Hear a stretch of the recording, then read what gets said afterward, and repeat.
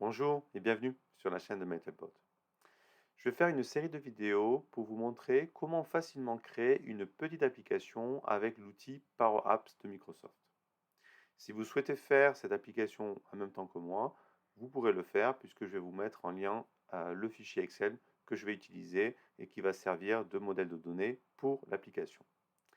Dans cette première vidéo, on va voir comment créer une table dans Power Apps qui va nous permettre de gérer les données nécessaires au fonctionnement de notre application. Si vous êtes prêts, c'est parti.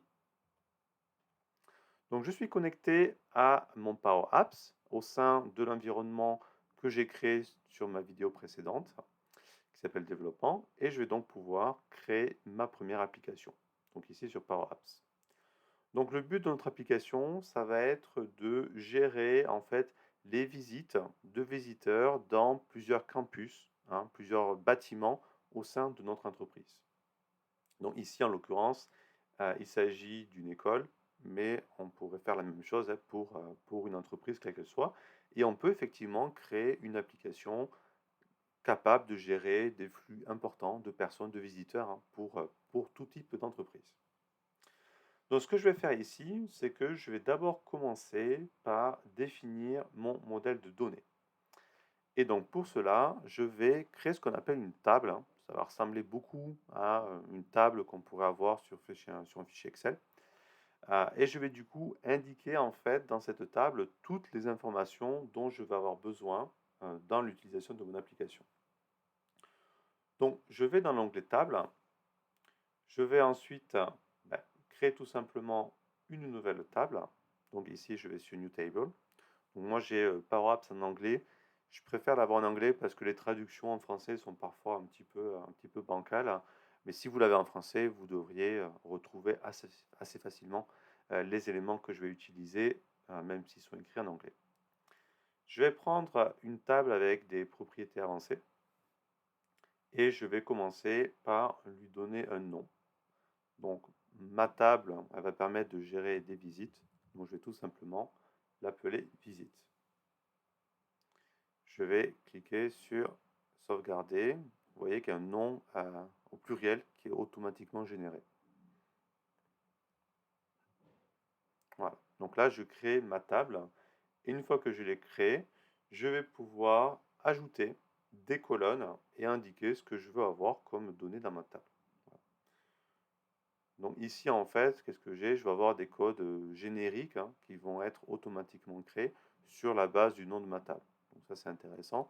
Ce que je vais faire, c'est que je vais bien entendu modifier et ajuster ces colonnes par rapport à mon besoin. Donc pour faire cela, ce que je vais faire, c'est que je vais aller créer des nouvelles colonnes. Donc je vais faire Edit. Je vais ensuite aller sur New Column. Et donc là, je vais pouvoir ajouter le nom des colonnes que je veux. Donc moi, en fait, je gère donc des visites. Donc je vais avoir une date d'arrivée, un schedule start. Je vais pouvoir sélectionner mon type de données. Donc ça, c'est important pour ceux qui ont l'habitude de faire du développement informatique.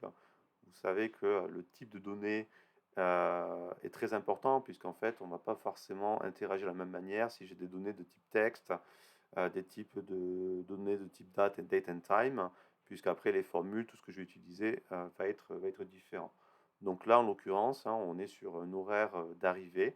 Donc le type de données que je vais utiliser, c'est date and time. Ensuite, j'ai d'autres champs que je vais pouvoir ajouter. Par exemple, je vais pouvoir indiquer si je veux que l'élément soit requis. Donc là, je dis, c'est une information effectivement qui est nécessaire. Donc je dis business required, obligatoire. Dans les options avancées, je peux aussi avoir accès à des éléments supplémentaires. Notamment, je peux gérer tout ce qui est time zone, puisque j'ai notamment ici une donnée de type date and time. Donc là, je vais juste dire qu'en fait, il n'y a pas d'enjeu de time zone, je suis sur une seule time zone. Une fois que j'ai fait ça, je vais pouvoir cliquer sur Save. et du coup, j'ai créé ma première colonne. Donc, vous voyez, hein, je paramètre en fait ma colonne, mais également plus que ça, je lui indique le type de données que je vais utiliser pour les valeurs de ma colonne. Je peux faire le même exercice avec l'heure de départ, donc je vais dire scheduled end. Donc là aussi, hein, même chose, je prends une donnée type date and time. C'est une donnée qui est obligatoire et dans les options avancées, je suis sur un time zone independent. Donc ça en fait c'est schedule start, scheduled end, hein, c'est l'heure prévue d'arrivée de départ de mon visiteur. Maintenant je vais ajouter deux autres colonnes qui sont en fait les heures réelles d'arrivée et de départ. Donc on va avoir actual start et actual end. Donc là aussi, hein, on est toujours sur du date and time. On va pouvoir ici laisser optional. On peut se dire que ce n'est pas forcément nécessaire d'avoir cette donnée, ce champ rempli. Et dans les options avancées, encore une fois, je laisse time zone independent. Même chose sur actual end. J'appelle ça, je crée ma nouvelle colonne. Data type, date and time. Je vais la laisser optionnelle. Et je vais prendre une time zone independent. Voilà. Alors ensuite, je vais ajouter une autre colonne qui va être un code. Imaginez que lorsque j'ai un visiteur qui arrive, je lui donne un spécifique code, en tout cas je l'identifie avec un code unique. Donc là, je crée une colonne qui s'appelle code. En termes de data type, pardon, c'est un nombre qui va s'autogénérer en fait. Hein. Donc c'est pour ça que j'ai quelque chose qui est un data type un peu particulier qu'on appelle autonumber. Donc en gros, il va s'incrémenter automatiquement. Et sur le champ suivant, ici, AutoNumberType, en fait, je vais lui indiquer que c'est un nombre qui va être basé sur la date. Voilà. Donc là, vous voyez, il me donne un exemple de ce que ça peut donner. Donc en gros, en fonction de la date, je vais avoir quelque chose qui va s'incrémenter. Je peux même lui indiquer en fait une seed value, donc une valeur de départ. Bon, ici, c'est 1000 avec 4 digits. Donc en fait, là, il faut que je réfléchisse un petit peu si c'est quelque chose qui va me convenir par rapport au flux que j'attends. Mais vous voyez, on peut faire quelque chose qui est assez sympathique en fait, hein, de faire quelque chose d'auto-incrémental avec une valeur de départ sur un nombre de chiffres définis. Et dernière colonne, je vais créer une colonne un peu plus spécifique que je vais appeler Visitor, qui va me permettre en fait de réaliser des lookups, en fait des recherches V comme on pourrait faire sur un fichier Excel. Donc là en fait le data type va être assez spécifique puisque ça va être tout simplement la formule lookup qu'on peut retrouver sur Excel, que certains doivent connaître. Je vais ensuite indiquer la table, la table qui va être relative à mon VLOOKUP. Et ici, en fait, je vais aller chercher une table qui s'appelle contact. Donc, je vais pouvoir gérer en fait les contacts directement dans cette table. Donc là, elle est ici. Voilà. Donc là, en fait, je commence à créer une sorte de relation logique entre plusieurs tables que je vais avoir dans mon application. Donc j'ai créé une colonne, data type c'est lookup, avec comme table liée la related table qui sera contact. Ensuite, dans les options avancées, je vais pouvoir ajouter le nom de la relation entre les deux. Et là, ce que je vais faire, c'est que je vais appeler ça visitor ID. Donc en gros, je crée en fait une clé de relation entre les deux tables. Et je vais bien mettre un underscore, sinon ça ne marchera pas. Voilà. Donc là, vous voyez, on peut faire des choses quand même assez poussées avec la création d'une table. on n'est pas uniquement sur la création d'une table avec tout simplement des données que je ne, où je ne spécifierai pas le type de données. Et je clique sur Save. Voilà. Donc là, ma table, elle va être créée. Je devrais pouvoir la visualiser euh, dans mon onglet table. Donc, si je reviens en arrière ici, dans les tables, je vois ma table ici, Visits. Voilà, elle est ici. Ici, j'ai plusieurs tables qui ont été créées, qui sont disponibles par défaut. Et j'ai ma table qui s'appelle Visit. OK. Donc maintenant, bien entendu, ce qui va être intéressant, c'est d'importer des données dans cette table. Et ensuite, une fois que mon application sera créée, j'aurai des données qui seront créées dans la table directement via l'utilisation de l'application par mes visiteurs. Donc là, ce que je vais faire, c'est que je vais aller chercher mon fichier Excel. Euh, pour ce faire, je vais aller importer ces données. Donc ici, je peux faire import, vous voyez. Je peux faire, alors j'ai deux options, j'ai import data et j'ai import data from Excel. Bon, là, j'ai un fichier Excel, mais du coup, je vais quand même vous montrer ce qu'on peut faire avec import data, que je trouve un peu, qui est plus générique, qui peut être intéressant si vous avez des données qui ne sont pas forcément uniquement sur du fichier Excel. Donc là, je vais choisir ma source de données. En fait, vous voyez que je pourrais utiliser non pas uniquement un fichier Excel, bien entendu, mais aussi je pourrais aller chercher des données dans mon Dataverse, dans un SharePoint en ligne, ce qui peut être assez intéressant, et également aussi via une API web. Donc pas mal de choix possibles pour aller chercher les données. Bon, ici, ça va être un upload assez basique. Je vais aller parcourir. Mon fichier Excel se trouve sur mon bureau. Donc je vais aller chercher ici, directement sur mon bureau. Il s'appelle Visits. Encore une fois, si vous voulez faire l'exercice en même temps que moi, vous l'avez en lien de téléchargement dans la description de la vidéo. Et je fais Open. Voilà. Donc là, en fait, qu'est-ce qu'il fait? Il charge le fichier automatiquement. Parfois, il va vous demander de vous connecter. Donc là, moi, ce que je vais faire, c'est me connecter directement. Alors parfois vous allez avoir, en fonction de votre entreprise, Authentication ou une autre façon de se connecter par SSO. Bon, ici ça va être pour moi je me connecte directement là, automatiquement. Ensuite je peux faire Next.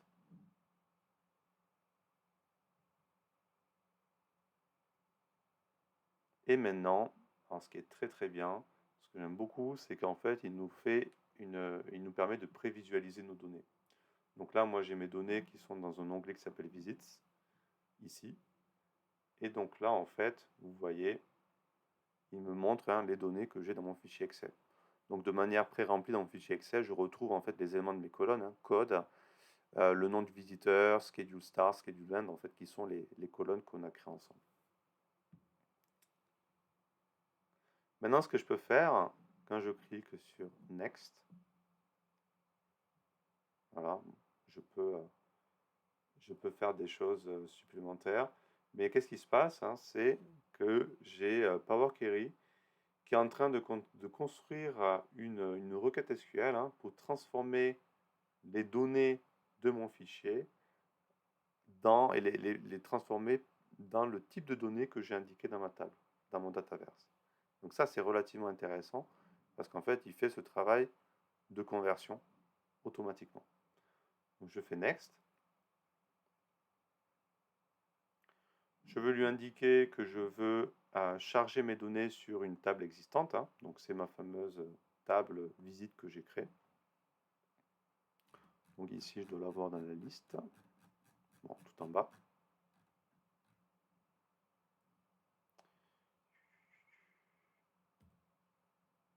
Au moins qu'elle soit tout en haut. Alors, elle est où ma visite?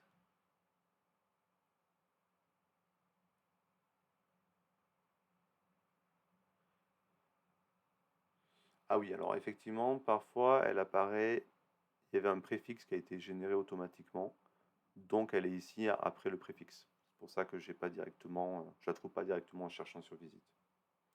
Bon voilà, donc bon, j'ai dû la trouver en parcourant toute la liste. Ce que je veux faire, c'est d'ajouter toutes ces données à la fin. Donc là, j'ai plusieurs façons de faire, hein. Je vais les ajouter, c'est ce qu'on appelle le append, hein, de manière assez classique, hein. Je mets tout ça à la fin. Si jamais j'avais des données, je ne vais pas vouloir écraser des données existantes.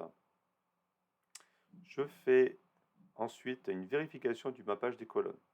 Donc c'est là en fait où j'ai Power Query qui m'a fait le mapping automatiquement et qui est en train de me dire, ben voilà, ce que j'ai réussi à faire. J'ai réussi à mapper ce qui s'appelait actual end avec ma colonne de ma table. Ici, c'est la table, on retrouve le préfixe actual end. Donc tout ça, j'ai réussi à faire. Le code, j'ai un petit doute. Donc là, je pourrais aussi vérifier et sélectionner en fait la colonne si ça, jamais c'était pas la bonne. Bon là, en l'occurrence, c'est la bonne, hein, c'est code, c'est juste que lui, il n'est pas forcément sûr. Si jamais il y avait des erreurs, je pourrais en fait faire mon mapping de manière manuelle. Bon, ici, il n'y a pas d'erreur a priori. Une fois que j'ai fini ça, je peux faire mon publish et je devrais voir les données apparaître dans ma table Dataverse ici. Alors ça peut mettre un petit peu de temps, hein, le temps que ça se charge, que tout se synchronise, ça va mettre plus ou moins de temps. Je retrouve en fait la table que j'ai créée ici et à partir d'un certain moment, je devrais visualiser mes données directement dans la table qui ont été chargées. Donc là, si je refais un petit refresh, pas encore. Il va me faire patienter. Bon, la bonne pratique, hein, ça serait de vérifier que les données aient bien été chargées avant ensuite de pouvoir créer l'application. Lorsque les données seront chargées, ben, en fait, on a réussi à créer une table avec importer des données. Donc j'ai vraiment fait ma table d'abord en créant mes colonnes, hein, en spécifiant le type de données que je vais avoir dans mes colonnes. Donc là, je suis vraiment parti d'une réflexion me disant à quoi ma table va ressembler et ensuite j'importe mes données. Et je peux faire, si possible, des ajustements. Ce que j'aurais pu faire aussi, hein, c'est d'importer directement mes données et de générer la table à partir de mes données. Ce qui pourrait être plus rapide, hein, mais parfois ça peut poser des petits problèmes de, de correction. Si je ne fais pas attention, en fait, ensuite je vais créer une application et j'aurai des problèmes si j'ai des choses qui ne sont pas au bon format dans ma table de données. Voilà. Donc, vous voyez, ça prend un peu de temps. Donc là, ça dépend de pas mal de choses. Mais je fais un dernier essai et normalement, je devrais avoir mes données ici. Sinon, vous les verrez dans la prochaine vidéo. Et je pense que ce sera le cas en l'occurrence. Voilà. Donc merci pour votre attention sur cette vidéo qui vous montre comment on peut créer une table sur Power Apps qui va être en fait notre source de données sur lequel va s'appuyer l'application que l'on va ensuite créer ensemble. Donc dans la prochaine vidéo, on va créer notre application sur la base de cette table qui est du coup intégrée dans notre Power Apps et qui est hébergée, hein, sur le Dataverse. Voilà. Merci à tous et du coup à bientôt pour une prochaine vidéo.